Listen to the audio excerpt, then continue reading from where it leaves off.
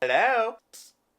Do I even train biceps? How we doing, fellas? So you thought about going to the gym, or you're in the gym and like, I have no clue what to do. That's exactly what this video is for. A lot of people want to start going to the gym, maybe lose some weight, maybe build some muscle, improve their mental state. Whatever you're in the gym for, you're there to better yourself. But the gym can be very overwhelming. You get in there, there's a bunch of different routines, there's so many different machines. Which one do you do? Do you have to train 2 times, 3 times a day to see results? There's so many questions that are left unanswered, and I am here to answer them for you. I present to you everything you need to know about the gym. Now, when people first start thinking about going to the gym, they might get scared. They might be like, I'm gonna look stupid. I don't know what to do. The people there are gonna judge me. I'm gonna walk around looking like a bozo. This is one of the biggest misconceptions when you start going to the gym. People think the day you step in the gym, you have to perform everything perfectly. You have to have a perfect form. You have to be lifting the heaviest weights. No one walks in the gym and knows exactly what they're doing or succeeds in what they're trying to do right away. And the people that are already in the gym and experienced know that. They've been in the same position as you. Everyone started out as a little dyken. Everyone started out as knowing absolutely nothing about the gym. They had their first day in the gym as well. So there isn't really a reason to worry about what the other people that are already in there are gonna think. And it's actually the complete opposite. Most of the people that are in the gym right now are more than happy to help you. Like if you go into the gym,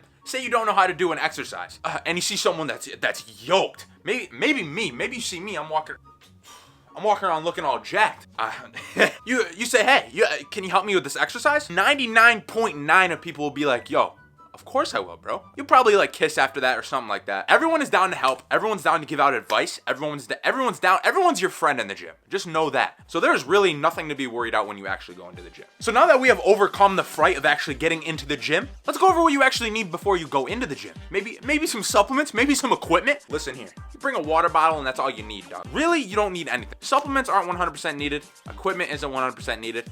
Everything that you need is in the gym. The things that are gonna drive your progress the most is actually hitting the gym consistently and obviously your diet. Don't think you need all these crazy supplements, all this crazy gear just to get started in the gym. You can just bring your fine old self and you'll be chilling. Now you are actually in the gym. There's machines, there's free weights, there's a bunch of cardio machines. But which one do you do? Where do you start? That is a very good question. So if you're looking to get into a gym, you're probably gonna end up lifting some weights. And the best way to actually structure your own program is find a workout split that works for you. What is a workout split? I'm glad you asked. A workout split is pretty much when you are going to be training specific muscle groups on certain days. Say the week's laid out. You wanna run a full body workout 3 times a week. Monday, Wednesday, Friday, you're in the gym and you're hitting a full body workout.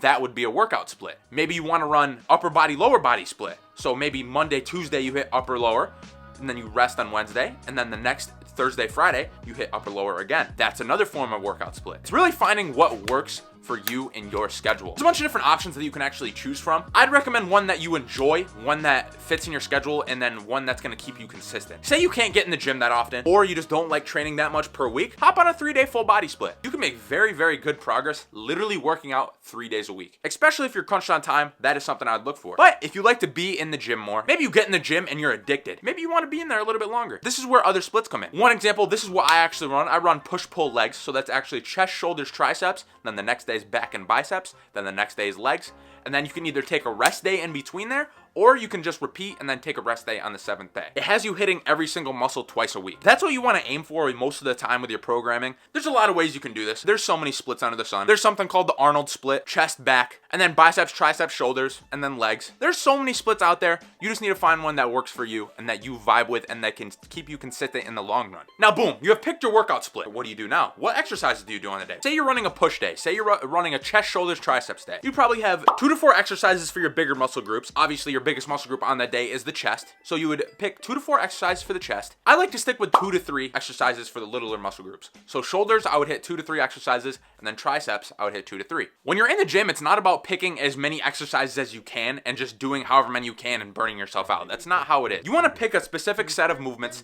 get stronger in them, progress them, and that is how you're going to make the best progress. So we can split this up into your weekly volume. This is a good recommendation. So for bigger muscle groups like the chest, the back, maybe the legs, I'd have 10 to 20 working sets per week. For littler muscle groups, I'd say 8 to 12 sets is completely fine. This can differ from person to person. People can handle more volume. It just comes down to finding out what you yourself can handle in the gym. So sets are pretty much how many times you're doing an exercise. So say you're doing bicep curls, 3 sets of bicep curls for 10 reps. I know I'm strong. Yo, don't have to tell me. 1, 2, 3, all the way up to 10, that's 10 reps. You would do that 3 times, so that is 3 sets. So for chest, say you have 2 push days, maybe you have 2 chest movements per day with 3 sets in each. So I'd stay in that range of 10 to 20 for the bigger muscle groups. Say for the littler muscle groups like shoulders, triceps, biceps, say 2 tricep movements on one day, 2 triceps on another, 3 sets each. That's 3, 6, 9, 12. 12 working sets within a week. That's an example of that. Now your exercise selection, to make it easy for you guys, I'm about to give you, I just got this idea in my head. I'm actually blowing my own mind. I'm about to give you, you guys my favorite exercises for each muscle group, just to give you guys reference. I'm not gonna really be able to model. We'll start from top to bottom. The shoulder, 3 heads, front delt, side delt, rear delt. So for the front delt, I like just doing a shoulder press. For the side delt, I like doing lateral raises. And for the rear delt, you can do some face pulls. You can do some rear delt flies. There's a bunch of stuff for the rear delt. Now moving on to the chest. For the mid chest, I like bench press and dumbbell bench press, either one, whichever one floats your boat. For upper chest, I like an incline press. So that could be incline dumbbell. That could be incline press machine. You have your options. And then I just like doing a fly. So that could be a cable fly. That could be a pec deck. But those are my favorite movements for chest. And now for the back. Let's get a back check. This has turned into a physique update real quick. For simplicity's sake, we'll just break it up into the upper back and the lower back. For the upper back, I like lat pull downs. I like bent over rows. I like T-bar rows. Those are all some good ones. The lower back, I like deadlifting for my lower back. I also like low rows, lat pullovers. Those are my favorite back movements. Back's out of the way, physique update out of the way too. Now for the tricep, literally how I break it down is I just have one that is out in front of my body where I do a push down, and then I have one where I'm also extending over my head. I like tricep push downs, and then for this, and then for my overhead one, I usually just grab one of those tricep ropes behind my head and just extend like this. I also do that as well. And also your pressing motions work out your triceps as well. So you're getting some indirect tricep work from there. Now for the biceps, I have a movement where my arms are out in front of me, like a preacher curl. I have a hammer curl, and then I have a curl where my arm is behind my body. So like an incline curl. Yeah, I can't really show you what an incline curl is. I'll throw up a picture of what an incline curl is. Bang. You know what? I'll probably throw pictures up for all of them. Oh, Baxter, you're smart. You're smart. Editing Baxter, you're smart. So yeah, those are my bicep movements. Now for the lower half. I can't even show my legs, bro. Your quadriceps, the front of your thigh, your front of your leg. My favorite movements are leg press, hack squat, barbell squat, leg extension, walking lunges are a good one, Bulgarian split squats. There's tons for the quad. The hamstring, leg curls, RDLs, good mornings. And then for calves, it's pretty much just calf raises. Calf raises, that's all. For your buttocks, your glutes. How can I forget the glutes? Glute bridges, hip thrusts, squats also hit your glutes as well. Squats build the dumpy, I'm not even gonna lie to you. There's my favorite exercise selection for every single muscle group. Bunch of different variations for everything I said. I just listed some of my favorites. Now, for actually performing the movements, obviously there are sets and there are reps. So when you are training, the training actually has to be challenging to you. Say you're doing your curls. The main thing you need to be doing when you are training is training close to failure. Failure is pretty much, you're doing bicep curls, you literally cannot, as hard as possible, you're trying to get it up and you can't get it up, your muscle fails. That's failure. You want to be training close to that. 1 to 3 reps away from failure. This actually takes a lot of trial and error because people actually don't know. Could be stopping 6, 7, 8 reps away from failure and they don't even know it. They don't even know how far they can push their bodies. But that's just something you need to experiment with and you need to test out. So there's 3 main things you need to know when you're training. You need to be training close to failure. If your main goal is muscle growth, then you should be training in a rep range conducive to hypertrophy. That's usually as a 6 to 15 rep range, somewhere in there. So do your exercises within a 6 to 15 rep range. And you have to be progressively overloading. What is progressively overloading though? As the great Greg Doucette says, training harder than last time. Say you do 3 sets of 10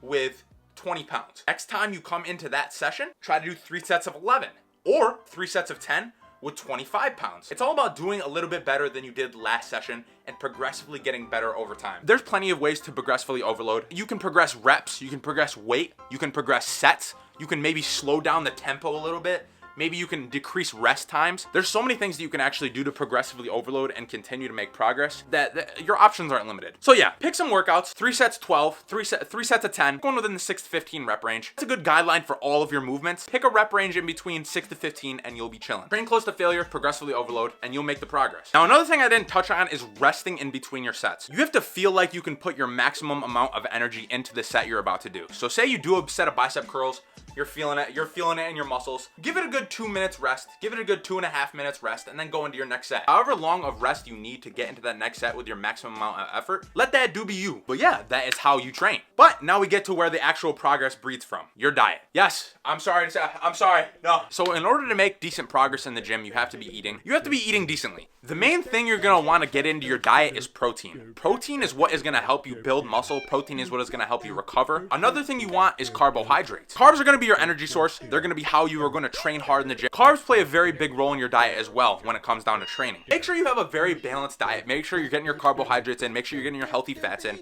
Make sure you're getting enough protein in. Yeah, I've been standing up for 44 minutes now talking to a camera. The life I live, bro. Hopefully you guys got value out of this video. Hopefully I wasn't just spewing nonsense out of my brain like I usually do. All in all, when you get into the gym, it's not as scary as you might think. And it's not as complicated as you might think as well. Once you find your flow, once you find what you're gonna be doing in the gym, once you get on routine, it's a lot easier than you would imagine. Once again, if you guys have any questions for me, literally just hit me up on Instagram. I'll respond to you. If you guys liked the video, if you guys got any value out of this, like, comment, subscribe. Yeah, if you stayed until the end, drop a comment in the comments on how cute I am 1 to 10. And I'll see you guys in the next one, fellas.